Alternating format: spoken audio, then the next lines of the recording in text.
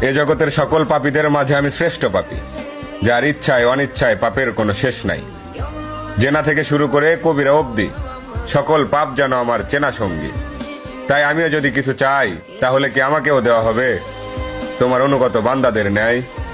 কেননা আমি শুনেছি তুমি রহমান, তুমি রহিম, তুমি এমন এক আল্লাহ যার কাছে চাওয়ার মতো চাইলে নাকি ফিরিয়ে দিতে লজ্জা পাও বান্দার হাত। তাই এবার আমিও তোমার চরণে উৎসর্গ করে দিলাম আমার শান্তির ঘুমের নিশিরাত।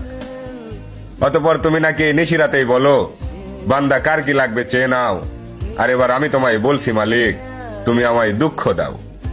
সুখে থাকলে হয়তো তোমায় ভুলে যেতে পারি, হতে পারি কারো কৃত দাস, কারণ আমি আদম সন্তান, পাপ করা আমাদের পুরনো অভ্যাস।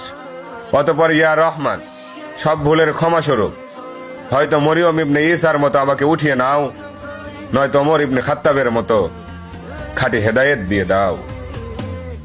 Ya